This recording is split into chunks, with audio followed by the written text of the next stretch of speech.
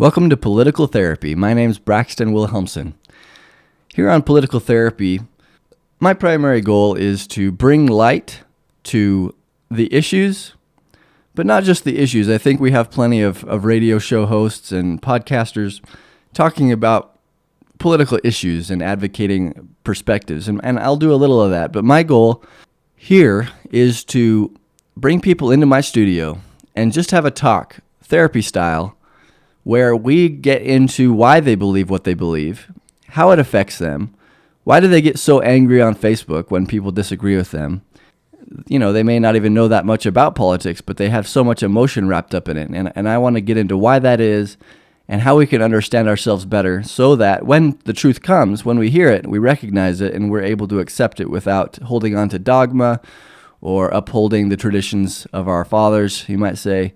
And so that's what I'm here to do. Today, we're going to break from that mold a little bit. We have Gunnar Thorderson. Gunnar is the state chair for Young Americans for Liberty and campaign manager for Casey Vokes, who's running for Utah County Commissioner. Thanks for coming on, Gunnar. Hey, it's good to be here. Thanks for having me on your show. All right, you bet. And so why don't you tell us a little bit about yourself?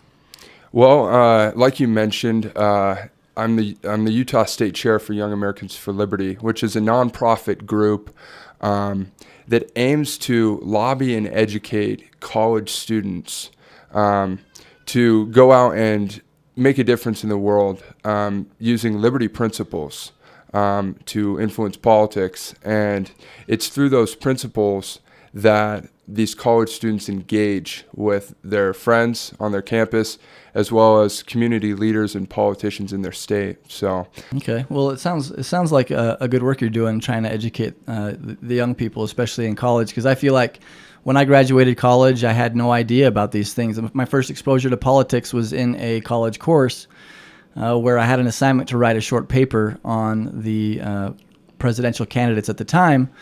And after doing that, after looking into all their policies, looking on their websites, reading about them, I came to the conclusion that the Republican and Democratic nominees essentially were the same. And that was my first exposure. And at that point, I was like, well, this is, they're the same.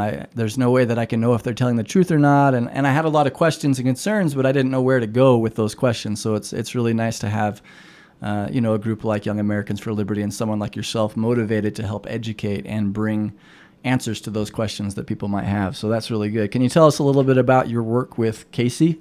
So at the time, Casey hadn't announced that he was going to be running for Utah County Commissioner.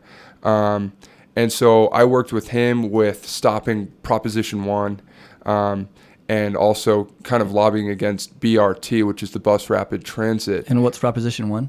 Proposition 1 was basically this resolution that said we're going to have a tax increase, a sales tax increase on all the counties that vote Prop 1. And so with that sales tax increase, I think it was like a fourth of 1%. And so all of that money would go to building roads and repairing roads. Well, don't they already pay for that with the gas tax and things like that? Why right. do they need more? January 1st, we had a gas use tax go up as well.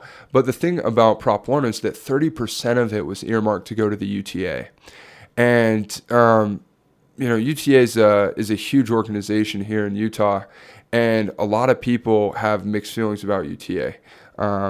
Some people view it as necessary for most of the poor to get around, while others view it as sort of like a runaway scheme where most of the tax money goes to the executives of the organization. They don't really know how to spend the money wisely.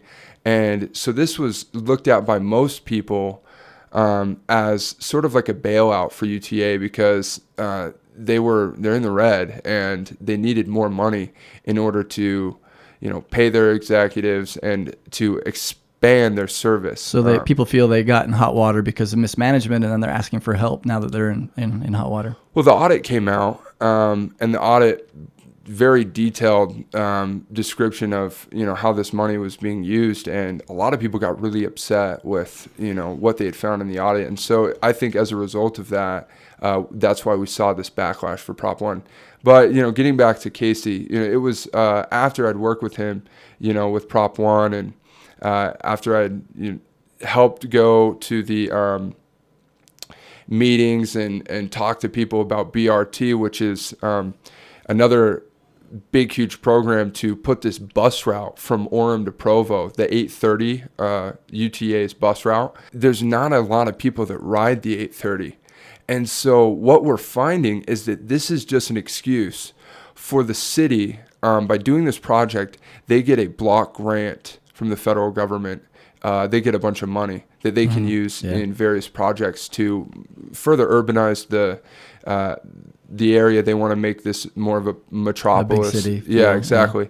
And so that's why we have the University Place developments, and they have the State Street project that, they want a lot of development there, as well as the Chamber of Commerce has come out with the Transplan 40, which is a transportation plan for Utah County that would develop a bunch of new highways, a bunch of new intersections, bike routes, and isolated bike lanes, and they even have a vision project for 2040 they want to build a bridge across Utah Lake that would go from Provo to Saratoga Springs.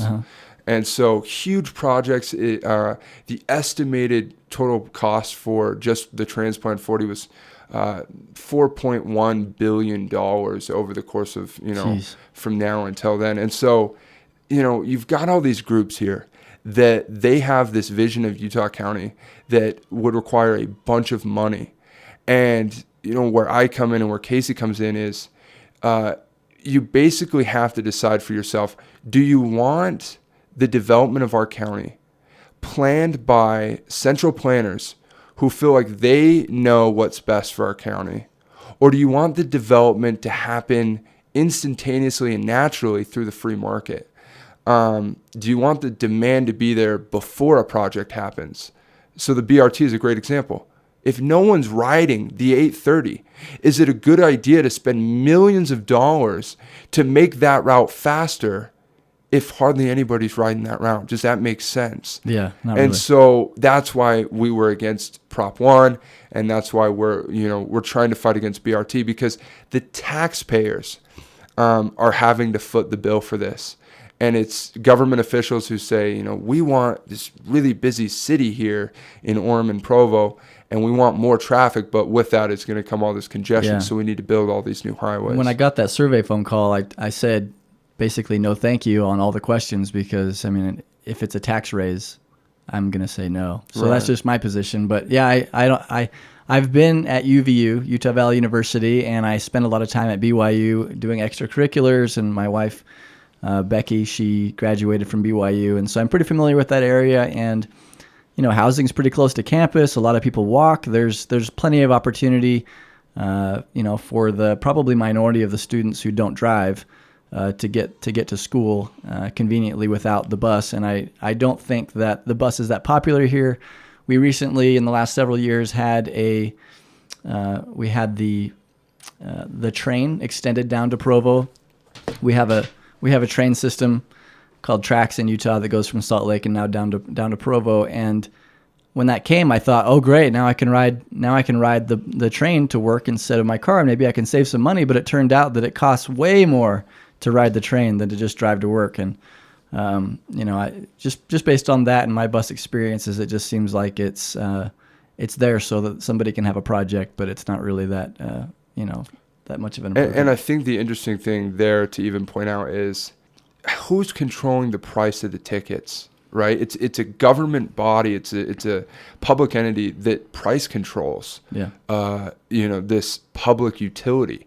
But the only way that prices for a service like that will go down is if the free market comes in and says, there's all this pent up demand and it costs X amount of dollars to do this service now, but because there's so much demand, this other company will come in and do it for much cheaper. Yeah, either through competition or already knowing that there's a lot of people that are going to ride this. Because if you have a fixed cost, the more people that are riding on each load, just like with airplanes and airlines, they jam those things full, because the more people ride, the better the margin between the cost and the profit. And if they're receiving their margin and they have competitors, then that brings the cost down, and that translates to lower prices for customers. Right. If you supported the deregulation of the airline industry, if you looked at that objectively and said, wow, airline ticket prices went way down, competition went up, airline quality went up, service went up,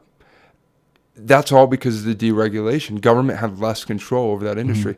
If you look at that and say, wow, that was a good thing, you would want to approach UTA in the same way, because by deregulating that service and by opening up the tracks to, almost just a bid system of saying, okay, UTA, your contract is up in 2020, and after that we're gonna open this up to other private entities to bid against you. And if someone comes along and says, we can do this for much cheaper, much more efficiently than UTA, then I, as a government official, would vote to allow that to happen, so that we could see increased competition, increased quality, and lower prices for that service. And then for people like you who are like, I want to, when I'm going up to work in Salt Lake, I would rather do that than wait on I-15 for an hour due to that heavy traffic, which is ridiculous. I would, ride the train if it was cheaper. And so I think, the take-home message is we need to stop giving UTA these bailouts for mishandling and inappropriately using our tax dollars, and open this up to the free market. That way we can see, an increase there in both quality and efficiency. Yeah, that makes sense to me. The station is less than a block from my house, so I'd absolutely prefer to use that if I could avoid traffic. But it just costs, it's like at least double what it costs me in gas and time to drive, and it's just not worth it. So, Gunnar, I want to talk a little more about you. It sounds like you're involved in some good initiatives and efforts, and you're on a good path. You're involved with someone's campaign. Looks like you're getting some good traction, and congratulations for where you're going with that. Oh, also, I wanted to say, in my interactions with you, like the first time I met Gunnar was at a Young Americans for Liberty meeting, the only one that I went to, and I got to kind of see how things were run. And in that meeting, we got talking about a project that I had an idea for, and that time and every time since then, whenever I meet with Gunnar, I come away having an incredible feeling of motivation to go do something. And he's just got a gift for getting people together and getting them motivated. And I think that's going to serve him well in his political endeavors. So, well, thank you for that. Yeah, you bet. And so, were you? How do you identify yourself politically? Well, that's tough because a lot of people like to think that, politics comes down to two parties. They're like, you're either Republican or you're Democrat. Right. And wait, you're not one of those? Well, I am, but just to give a background to that, just like you talked about earlier, where you had this school project and you looked up these candidates that were Republican and Democrat, and you saw stark similarities.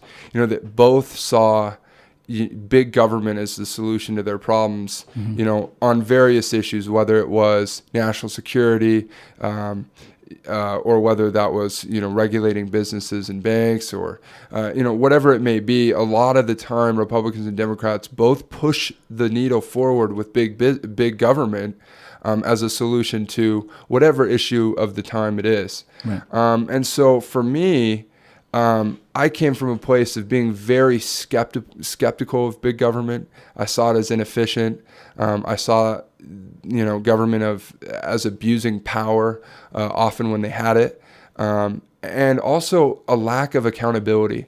You look at that EPA spill that happened with the Colorado River. Where it turned orange? Exactly. Uh-huh. It was toxic waste, and no one was prosecuted.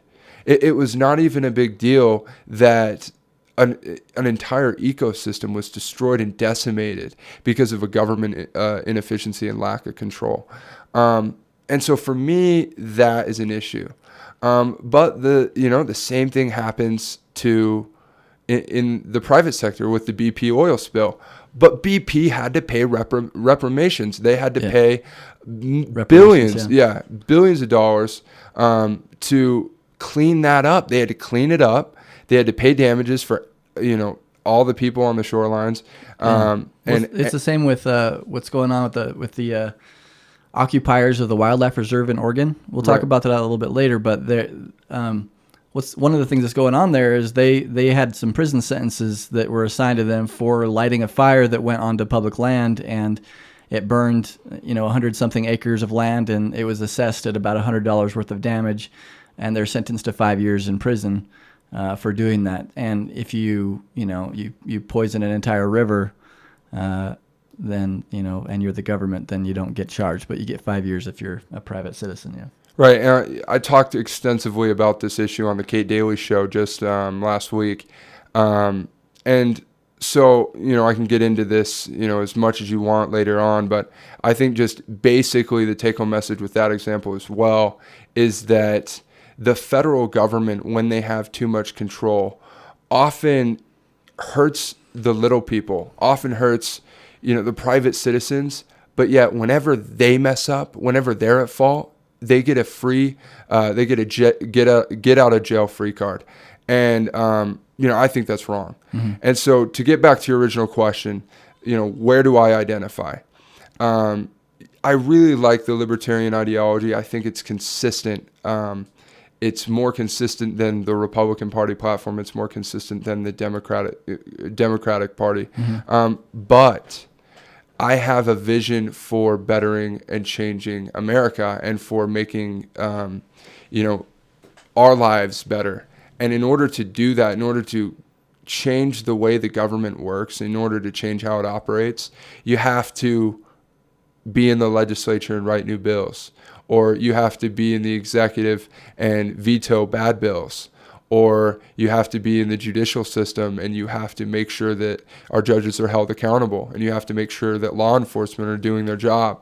And so in all aspects of government, you want to make sure that they're doing their best and that they're upholding the principles and values that you stand for. And so in order for you to do that, you have to get into a position where you can make that change. And the Libertarian Party is not at a point right now where you can win anything with that. And so when I look at Republican and Democrat, I'm very fiscally conservative. I believe in the free market, and I believe that competition drives innovation, and that this disruptive innovators bring about really fundamental and beneficial change, to our community. If there was government regulation that prevented Steve Jobs from doing what he did, we would not have the iPhone, we would not have the iPad, we would not have a fundamental disruptive industry changer like we do today. And so my vision is to get government out of the way and let the people who have the visions and the ideas, not the central planners, not the government bureaucrats. I want the people, the everyday people like you and me, the entrepreneurs, the business leaders, I want them to drive the innovation, and I want to make it easier for them to do so. I want to make sure that, it's more profitable for them to operate here in America, so that they don't have to leave America to be able to compete in the international business world. And so in order for us to do that, we have to deregulate and lower taxes.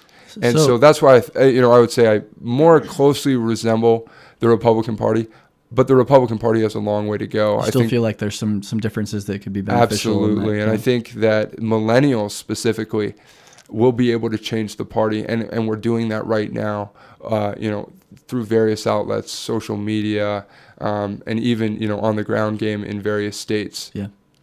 So I've only seen probably one politician during my lifetime who actually had the plan when getting into office to actually repeal laws as their primary objective, I guess. So, Ron Paul? Oh, yeah, that's the one. Okay. So I was thinking, I think Ron Paul's pretty, he's... So this is, I hear you saying that there are changes that you want to make and improvements that you see that could be made to our country so that we could be more free, we could be more prosperous, and less hindered from sort of living our dreams and and creating the businesses and bringing to life the ideas that we have. And to do that, you need to get into government so that you have the sort of clout and the sort of power where that's even possible.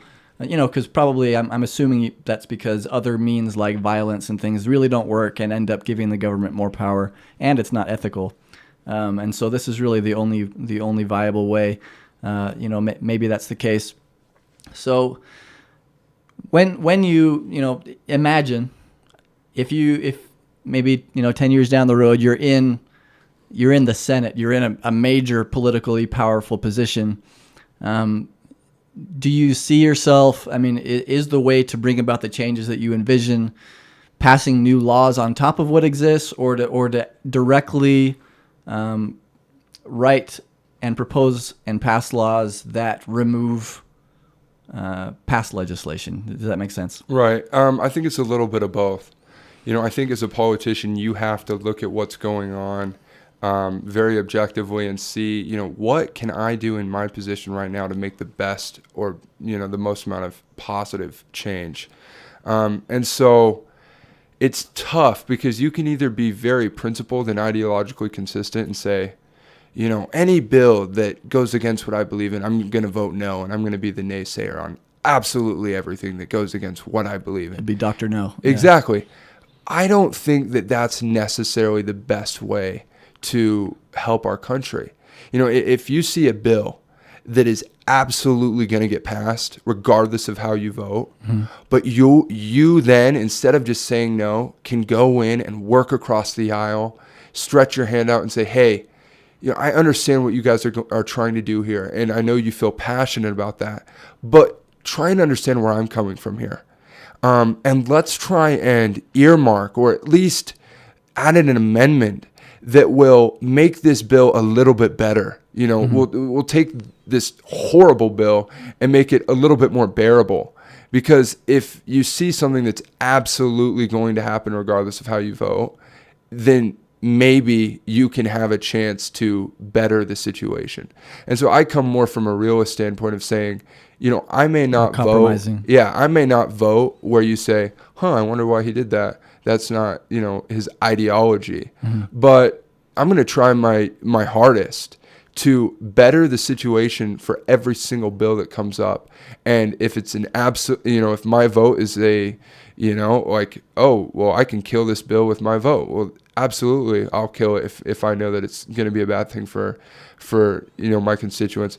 But I think that you have to look at it like, why am I here? If someone else was in my position and they weren't really trying to make a difference, they just voted no on every bill. They weren't in there, going to all these committee meetings and trying to change people's minds. I think being in the legislature is more about giving powerful speeches and leading coalitions and compromising across the board with people who disagree with you, finding that compromise so that we can better our country through those small steps, rather than just trying to, cripple and take down the government in one fall swoop and then try and, create a new pieces. Government. Like I'm not a radical like that. I think that the best change is incremental. To fix what's there and right. not to destroy it and build something new. When you're talking about compromise, that makes me think of another idea in politics that I think about in here frequently, which is, from the citizen's perspective, our votes, for example, for president. So a lot of times, and you said that you lean libertarian in your ideology, and so maybe you've explored this as well, or heard this a lot.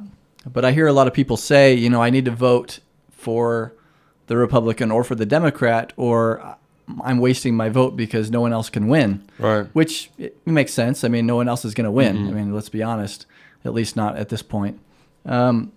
So it's similar to the compromise, because you're saying, I'm going to see what's realistic, and I'm going to vote for the thing that's going to work, but not necessarily the thing aligned with my ideology.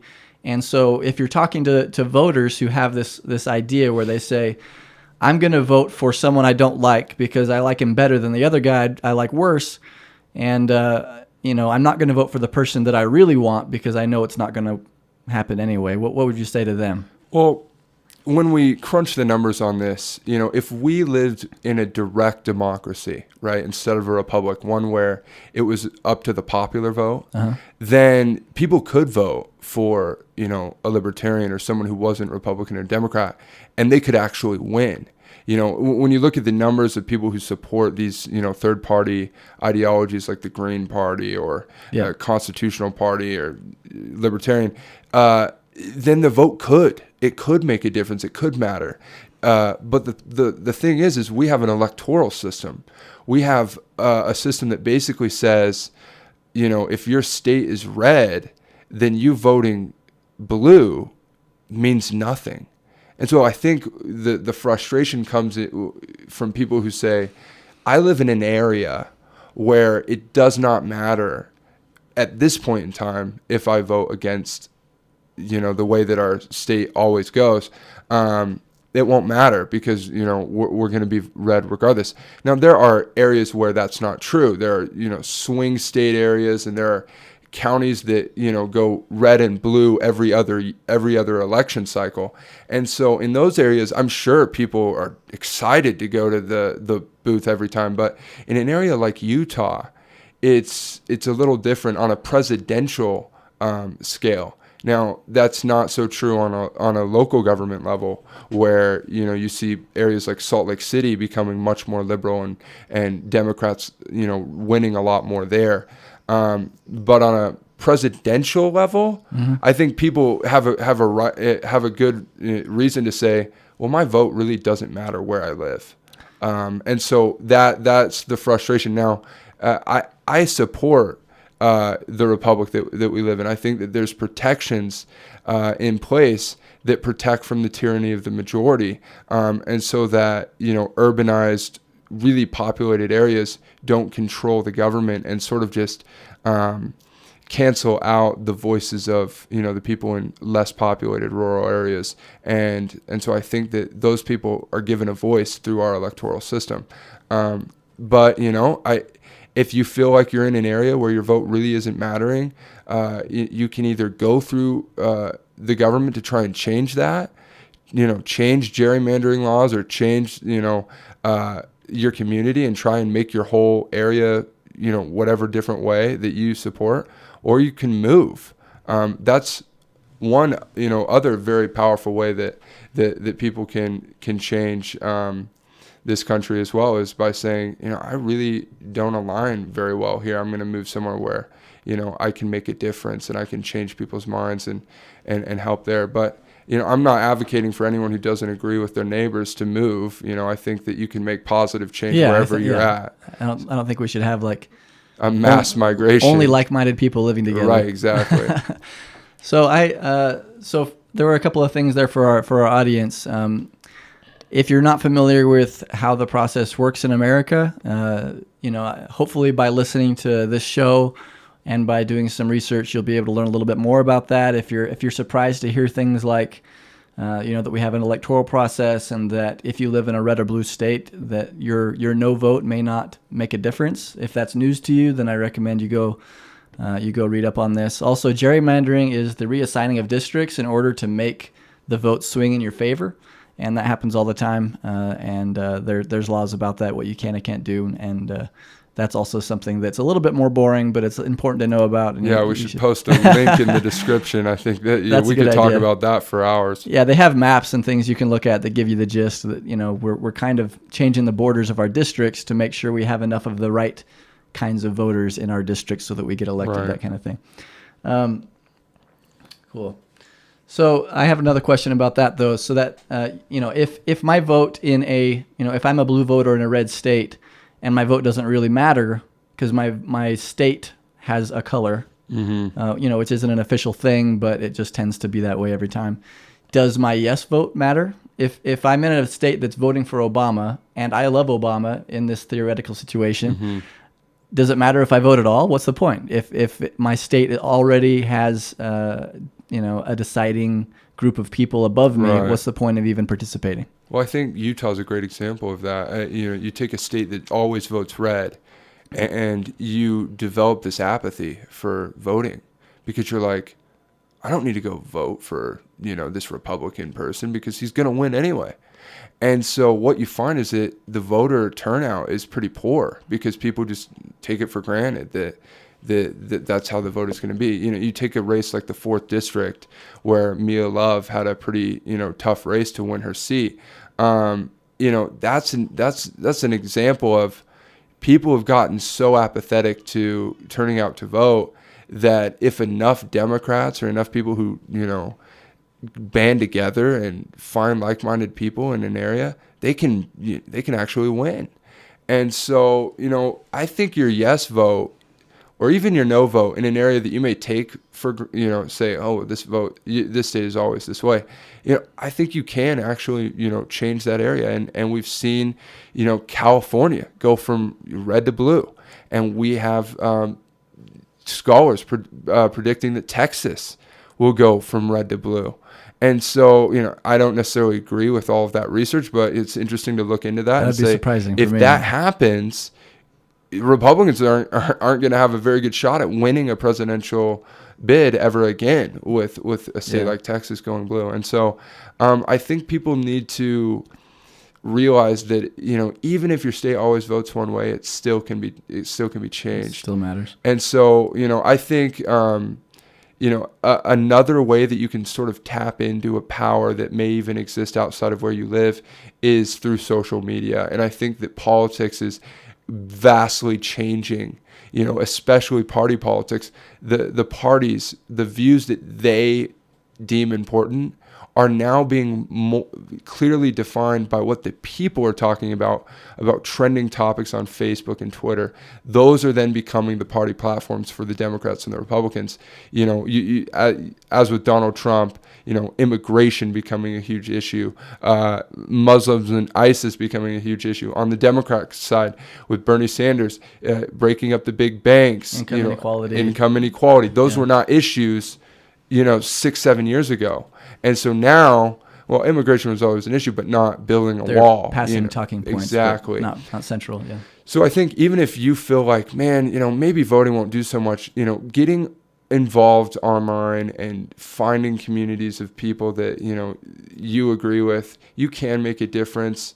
And, I would encourage people that kind of view politics apathetically to get involved, get educated, and hopefully, we can better this country through that effort. Yeah, I absolutely agree with that, especially in terms of getting educated and getting involved. I feel like, I told you that in my college days, I didn't know a lot. And when I really learned and I got to know what was going on, it really changed not only what I knew. I mean, it wasn't just like learning some trivial facts. It really changed my outlook and what my goals are and how I go about living my life. And it made me pay much more attention to ethics and the things that, identify the things that I really value. So I encourage that as well.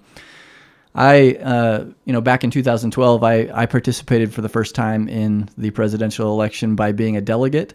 And so I got to see kind of how all that goes down. And in Utah, it's a delegate system. We have caucuses, which is a local group where you get together and you elect someone from your small community to go represent you, who then goes among a bigger group of people. So there's multiple levels of representation instead of just we have, the electoral body and then we have a vote, which is more like a poll in direct voting. And after that election, which was a little bit of a stir because of Ron Paul, who sort of manipulated the caucus system by getting his followers to go and take advantage of that system, which resulted in him getting an unexpectedly high amount of delegates, which are the actual deciders of the presidency. And after that election, people in Utah started making billboards and promoting the change from the caucus system to a direct system. And it was clear to me, at least, that was because of what had happened in 2012, and they wanted to ensure that there were no more insurgents in the elections. Right. So if you have a caucus system, that's a way you can make a difference. You can go and become a delegate who's an actual, deciding. Yeah, and I really voter. like the delegate system. I mean, I've been to these central committee meetings, and I've met with delegates. They're real people like you and I. They feel passionately about helping and changing their community. And, the thing with Ron Paul was those people felt passionate about what they believed in. They wanted to change the government. They felt it was immoral, and they wanted to make a difference. And so they put in the work. They went in, they became delegates, and they went to convention and they voted that way. And I think the rich and those people who held, a place where they were like, we need more support for these people that we fund, because obviously those big corporations weren't funding Ron Paul. They got scared, and they'll write it off as radical rights were taking over the delegate system. Yeah, they used a lot of that kind of exactly. They used that terminology, but in reality, it was pent-up demand for change. Yeah. It was real people like you and I who said, enough is enough. If I'm going to change this system, I'm going to do it through the delegate system. And that's why Count My Vote initiative happened. And through that compromise, people can now pay companies to collect a bunch of signatures. I think it's 2,000. And through that, paying a company to collect those signatures, they get on the ballot automatically. And they can sort of bypass the delegates, and they can bypass that convention system.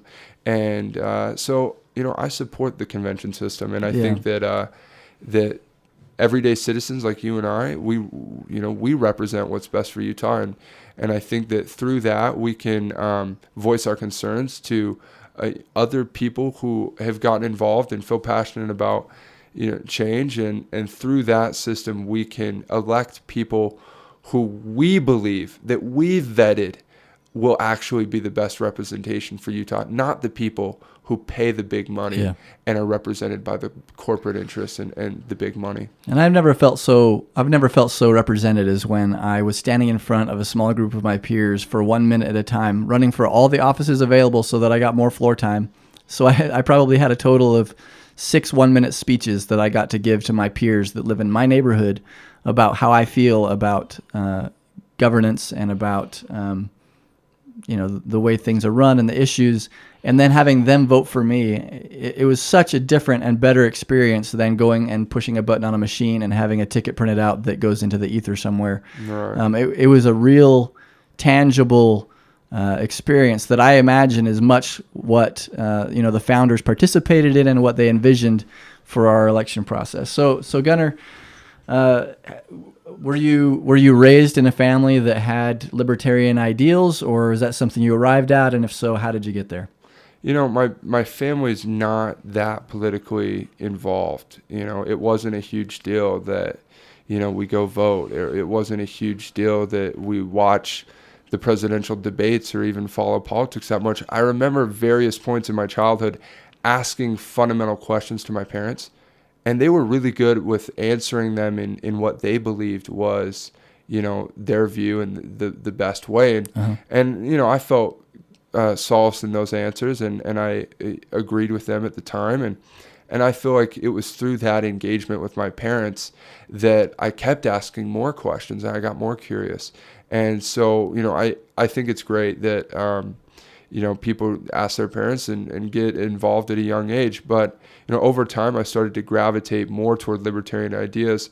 I would say my parents at the time represented more of a traditional Republican viewpoint. And it wasn't until I got into college that I, really vetted, both party platforms. And, like I said, I still believe I represent more with the Republican Party, but I think there's room for change, and I think there's a way that we can make the Republican Party more like or more true to some of those libertarian values.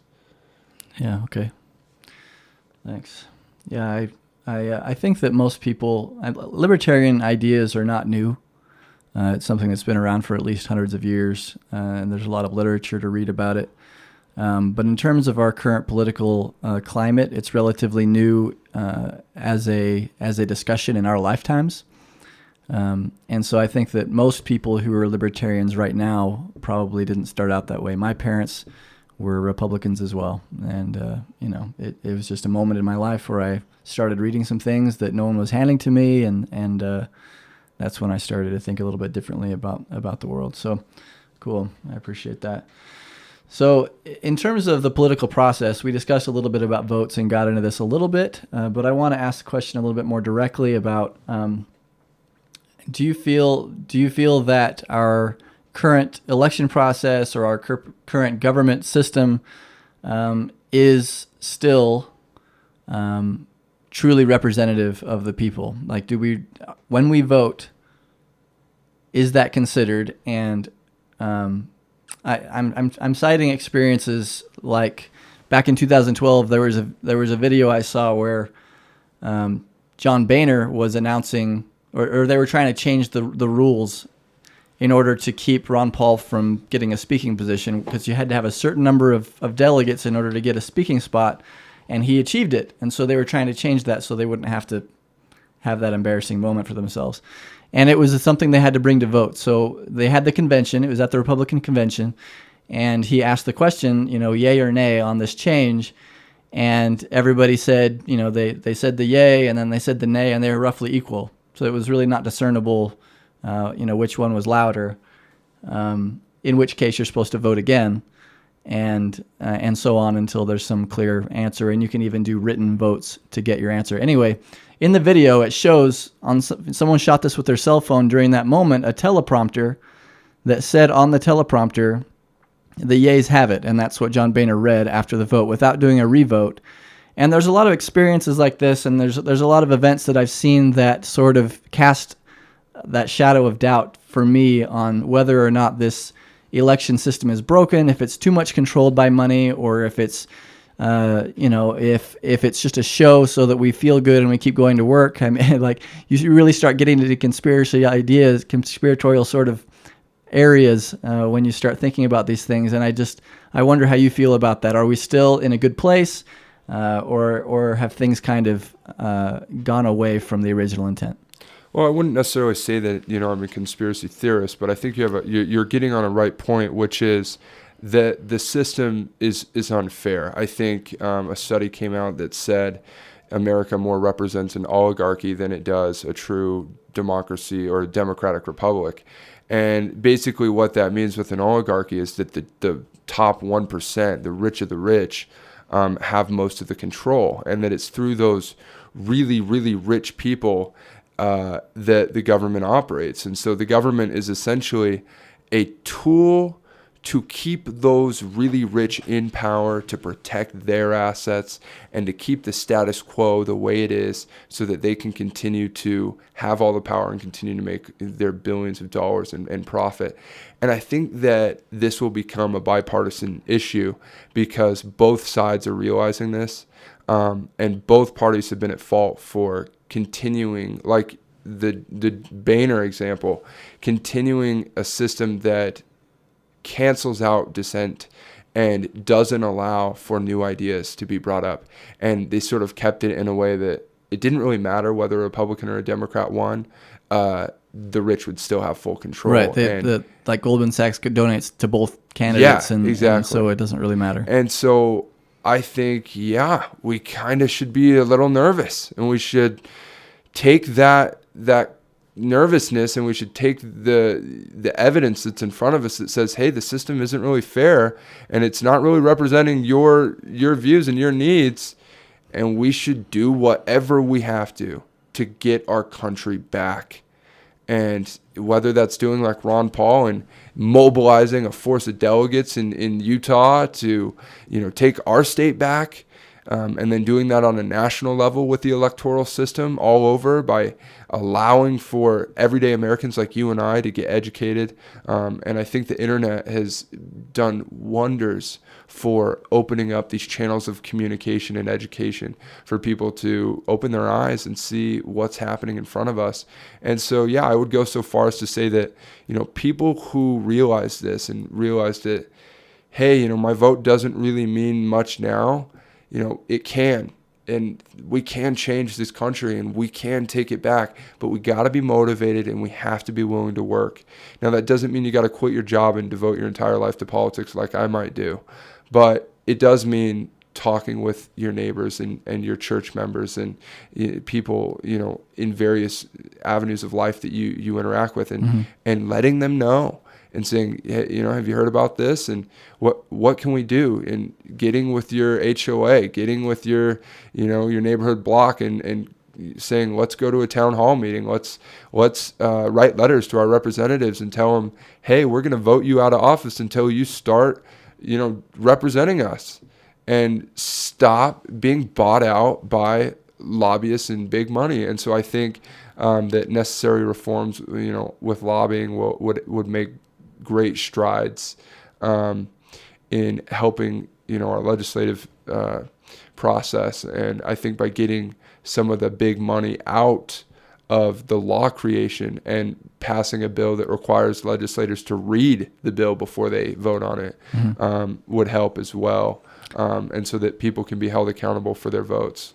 I like what you said about getting out and educating people. I feel like whether it's done through the strategy that the path that you're taking, where you're getting into government and you're getting in that position of power to make the changes, or another path, whatever it's going to be or however it goes down, I think that the real power behind those changes will be in the numbers of people who want those changes, the numbers of people who are educated to the issues, the people who are aware of what's going on and aren't happy about it. If you have that nervousness that you mentioned, that's some energy inside of you, and you got to do something with it, because it's just an itch and it just bothers you, and it motivates you to action. And for me, I've felt that one of the reasons I'm doing this interview, or some of my other videos and podcasts that I'm putting out, this is my way of having somebody to talk to about these things. It's really hard because in our society, there's still this norm that shall not be violated, where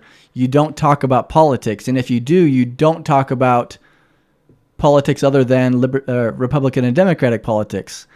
And it's really rough to find somebody who, when you discuss the things that you're aware of, or the things that trouble you, or what you see going on, that they don't get sad or overly affected in a negative way. That's not your intention. Knowing the truth should empower you. It should bring you to a place where you can make more ethical and more accurate decisions, and that's the approach. But if you're new to a lot of the true political information, it can be depressing. And so even outside of the problem with the norms, it's something that you don't want to bring to people who are going to be ill prepared for that transition. So anyway, I think it's really important that whatever path we take, we put education first and we share what we know. So I appreciate that point. I agree.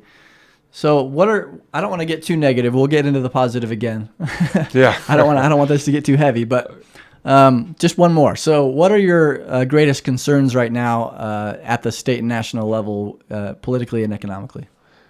Well, I think that's a great question. I think we have a lot of issues that we need to make changes in. For me, I view poverty as my thing that I want to focus on trying to eradicate as best as I can. And so when I look at poverty, I see that there are a lot of government regulations and laws out there that are literally designed to keep the poor and keep them from moving up their social class, their social status, their economic well-being.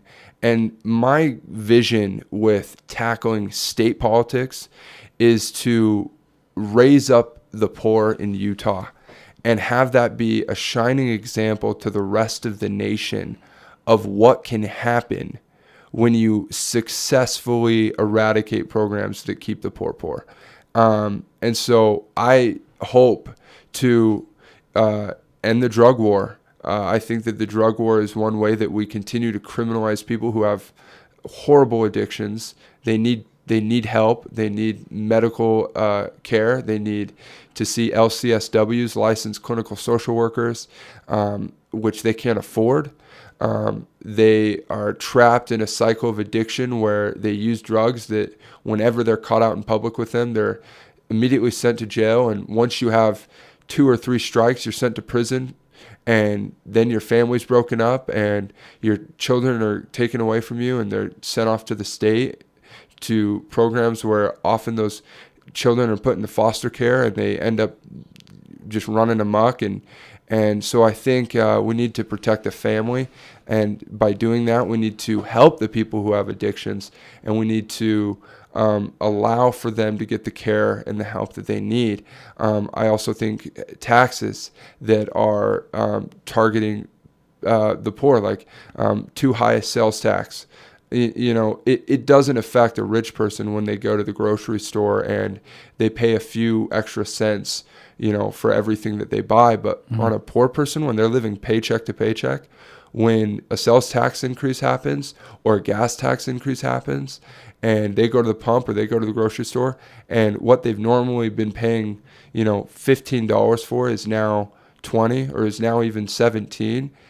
Over the course of a year, that makes a huge deal or a huge impact, because they're not seeing raises, and they can't take the time out of their life, when they've got several kids and both of the parents are working, to go to college and take off of work and get to a position where they can get a better job and get higher pay. So I think it's really tough, to say, how do we deal with this? How do we help the poor out the most? But I think what we can do now is repeal obvious laws that are designed to hurt the poor and make money off the poor. Obviously, the government, every single time they lock these people up, the government puts fines on them and says, hey, I know you're struggling paycheck to paycheck and it's really tough for you to get a better job, but now that you've messed up again because you have an addiction and your body literally craves this, you have to pay us again. And you have to pay us $600 to $800 every single time. And until you pay this off, any time you're pulled over, we're going to arrest you because your fines are unpaid. Or we're going to continue to throw you to jail, or 3 strikes, you're going to prison. And so I think this is a huge issue that a lot of people are like, well, drugs are bad, so they need to be illegal, and the best way to deal with that is the state. No. All that this does is hurt the poor. That's really all it does. No, that's absolutely true. I broke the law recently. I was driving, this was probably, 4 months ago or something. Okay. I was driving up by Logan, and I was on my way to shoot a video. I was making a film, and I didn't have insurance on my car. I just had let it lapse, and I don't know. I just didn't have insurance. So I was driving, and apparently the police now have a way to scan the license plates, like $100 an hour. Like they just automatically scan, and if they scan your plate, they'll pull you over. And right. It used to be that you had to get pulled over for something else. So this was my learning experience, where suddenly I know this, and the police officer pulls me over and gives me a citation, and I had to drive back up to almost Logan, which is like an hour and a half away from my house. And I had to go to court, because apparently in that city, almost every single offense goes to court, whereas in Provo, you might just pay a fine or whatever. Anyway, so that was my first time in front of a judge, which was really exciting, and I wasn't terribly worried about it. I knew there'd be a fine, and it was gonna be a drag, but I was, I'm okay. I have a good job, and I'm not rich, but I had a little bit of extra money, and I was able to take care of it. But I was sitting in the courtroom, and it was, since everything goes to court, the room was full. Like, the room was completely full of people, and I had to wait for about 2.5 hours for my turn to stand up and talk to the judge. And in that time, I watched and listened to all the other people go up in front of the judge and what they had done. And the judge was a fair guy. It seemed like he was being fair, but he's just executing the law. But lots of these people had, domestic abuse, or didn't have a license plate, or driving without a license. These little, domestic abuse is a little bigger, but a lot of these were kind of small things.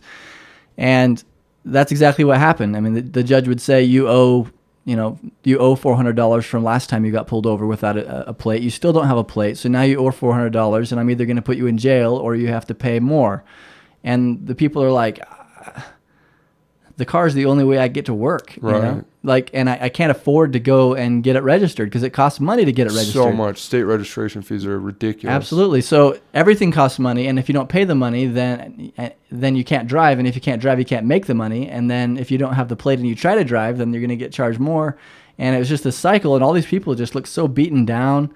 And I got charged $400 for my citation. Wow. And I was like, I was able to pay it, but not everybody can. Right. And if you're in a position where you're having a hard time in life, all of that is really oppressive. Well, just to balance this conversation out, I get the other side.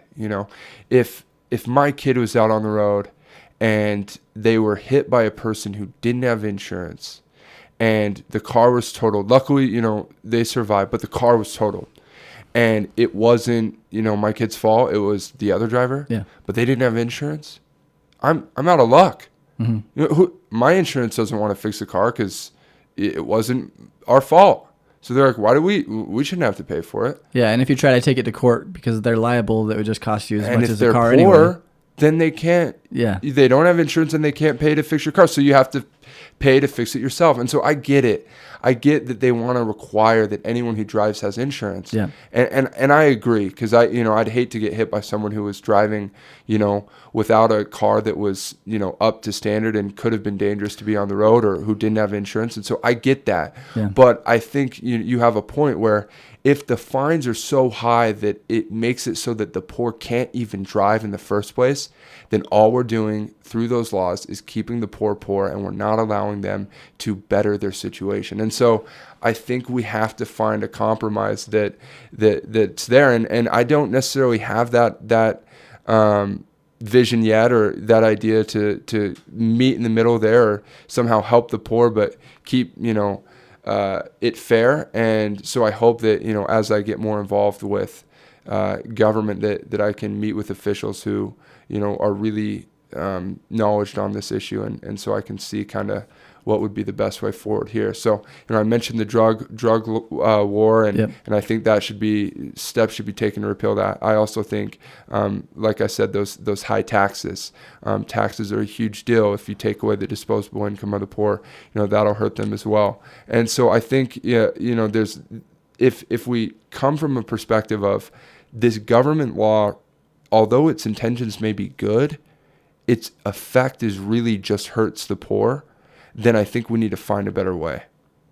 And through finding a better way, if we can help our citizens who are most in need and who are most vulnerable, then I think people will resonate with that, and they'll say, wow, I think we've come to a compromise here that, lessens the burden on the poor, but yet still comes to this goal of keeping, our citizens safe, or keeping achieves the bad actual drugs off positives, the streets, and keeping criminals, having them pay for their crimes. So, I'm not saying eliminate all laws, but I am saying let's change the laws that most adversely hurt the poor. I see. Yeah. So among all of these things, I said that was going to be the last negative question, so I'll keep my promise. When you think about all this and it feels heavy, and you're like, man, there's just so much to tackle, maybe my vote doesn't count, maybe Right. all these things, where do you find sources of hope? Like, where do you look that gives you your positivity and your zeal? Like, where does that come from? Well, I guess my hope comes from a vision I have of the future. I have a vision of a better America, a better future where, the poor have better opportunity. The great minds of America, the entrepreneurs, have an easier path to success. And through these visions, I get motivated about that. I look at the status quo and I say, this could be better. There are things that could be changed here that I think would make life simpler or make life better for various people.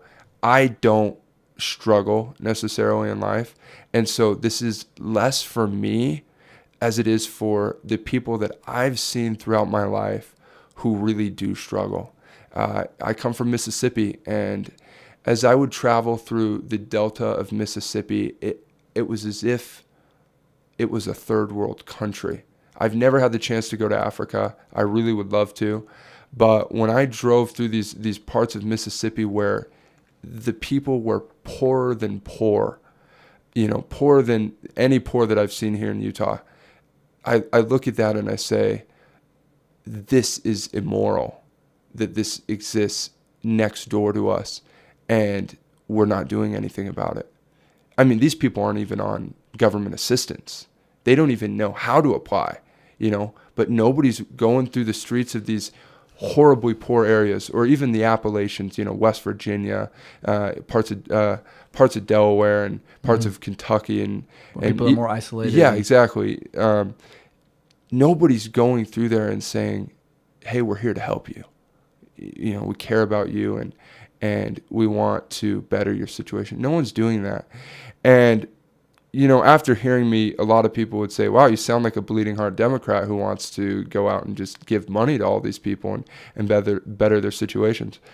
But I've come to find out, and the research supports this, that when you look at global poverty, when you look at these really, really poor areas of the world, the way that they're best elevated is by opening up trade and opening up free markets and lessening the government control, to having these areas start to flourish. If in those really rural and delta areas in Mississippi, if people were to go up and set up shop there, and then other people in the community were to say, "Wow, I can now start selling these goods," and then competition arose, and then more and more people got involved, but nobody will invest in those areas because it's so poor. And so what I think we need to do is go into these really, really rural areas and create an economic free zone. No taxes, no barriers to people trading with each other. There should be no law against, neighbors of really poor areas saying, "Hey, you have this good. Can I trade you for this?" And almost letting them have a barter system where it's like, "Hey, we're not going to stop you guys from creating this economy." But the problem is that drugs have taken over these areas, and they're riddled with addiction. And as with the drug war I mentioned earlier, the people who do end up having a little bit of money, it's taken away from them by the government. And so I think we do need to have a helping hand. We need to offer these people medical care, so that they can, get free from their addiction. We need to, bring economic development to the area and allow completely tax-free incentives so that businesses are like, "Wow, if I operate 10 miles into this a little bit more rural area, or into this a little bit more impoverished area, it'll be a lot cheaper for me to operate. People may have to drive a little bit out of the way, but it'll be a lot cheaper for me." And so I think by creating these economic free zones, we'll be able to spur development there. And I do think there is room for the government to come in and offer them some help because of how dangerously poor they are. Okay, that's interesting. It reminds me, I heard, it's kind of anecdotal, but I heard a guy from Africa explaining on a news channel why dumping boxes and boxes of shoes in a community, for example, is not necessarily helpful, because in a community that has some development, where there are some people who have businesses selling shoes, if you dump that good in that community, you just put all of them out of business. So you're actually killing the market forces by oversaturating a part of their little market. And so it's better to enable them by giving them freedom, and maybe even by moving there and participating in the economy, than it is to just say, "Well, we've got lots of shoes, we'll just chuck them over there and they'll be set for life." So I think that the idea of limiting the government influence there, by the same principle as my desire to limit it here, sounds pretty good. So what are your next plans? What are you looking to do in the next 5 years or so, that you'll be working on? Well, like I mentioned at the beginning, I'm the campaign manager for Casey Vokes, who's running for Utah County Commissioner. Right. I think that's a great step in the right direction. Oh yeah, that sounds good. Casey is phenomenal. He's very intelligent, and the delegates love him. He's very personable, and he does believe in, limited government, less taxes, helping the poor. And so, I meet with someone like Casey and I say, "Wow, you can actually make a change, just like I hope to do in the future." But he's in a much better position than I am to be in a position like Utah County Commissioner and really help our county. And so, I believe that even just taking a position where I help his campaign, help him win, that would be a great step in the right direction. So, that's what I'm doing immediately. In the future, I hope to, find a position where I can, either run in the future. I may take a sabbatical and, go to law school or business school and develop myself further so that I'm more knowledgeable, so that I'm more educated with, the various issues that are plaguing this country, and so that I would be better equipped to come to the table on an issue and offer my knowledge. With the shoes example, if I had just said, oh yeah, that sounds like a great idea, let's drop boxes of shoes to the poor, and that way they can have shoes because they're all barefoot. If I thought that was the best idea to do it, then me feeling passionate about helping the poor, I may do something that I feel passionate about, but it's not logical. It's not actually helping them. And so I think, getting educated and being in a position where I'm really knowledgeable about what helps and what doesn't, and being research driven and being able to analyze the numbers, I think that would do better for me in the future, as well as the people that I would end up representing in a government position. But, I do hope to be in government and use, whatever forces I can to help those that can't help themselves or don't know how to help themselves. They, like you said, people who aren't aware of the delegate system or who aren't even aware of where they should go to vote. I want to be able to go to those communities and speak to them and say, hey, I'm here to help you. Let's meet together and let me tell you how you can make a difference, and let me tell you where to go get educated and how to help your kids and create more opportunity for you. And so I think that by doing that, I would be a better asset to everybody that I come in contact with in the future. Yeah, that makes sense to me. Even voting, even being somebody that's involved and paying attention, I often don't know until the very last minute where I'm supposed to go vote. It's just not, it's not advertised. It's one of those things. Is it the library or the school? I don't know. Yeah. So I just drive around until I find the spot because there's only a handful that it could be, but that's only because I've done it a few times. All right. Well, it sounds like you're involved in a lot of great work, and I wish you luck in your endeavors. How can people support what you're trying to do, and how can they get in touch with you? Well, thank you. I'm really glad to be here and have this opportunity. If they want to get in touch with me, they can email me, or even just follow me on Facebook. I tend to post everything that's going on in my life on my Facebook. So log into your Facebook and search Gunnar Thorderson. Hopefully you'll tag me in this podcast, and hopefully they can, see me there, and there'll be a way for them to find my name. It's kind of hard to spell. So Gunnar Thorderson. But yeah, I hope that, people will reach out and say, I like what you're doing, and I'd love to be involved. And I have several ways that they can, and I know a bunch of people looking for help, and a lot of times politicians need people on the ground, knocking doors and helping spread the word for what we're trying to do. And so, if you want to get involved, but you feel like, you might be a little intimidated by the political process, or you might not know as much as, the next person, well, YouTube's a great place to ask your questions, Google, and get educated, or you can send, me a private message and ask whatever you want. And hopefully there'll be more podcasts like this where, we sort of just break down the issues and answer people's questions if they want to submit those online as well. All right. Thanks. Gunnar is prolific on social media. He reaches out to people. He's very easy to talk to and communicates very well. And so, when he says that you can get in touch, he means it. So I appreciate you being here. It's good to see you again. And that about wraps it up. And I look forward to seeing what you do in the future. Thank you. I hope to be on here again. All right. Take care. Thanks. Thanks for listening today. On the next episode, I'll be taking an in-depth look at what is government. From top to bottom, big and small, on a microcosmal level, we'll look into government and we'll figure out what it's really about. And I'll be doing some drawing to help illustrate what I'm talking about, and maybe even a caricature if I'm so moved. And anyway, I hope to see you there. And if you like what you hear today, please subscribe. Please, follow the next episode. I'd love to have you along. The more people that we have involved, the better these things are going to get. I'd love your feedback, and I'll see you next time.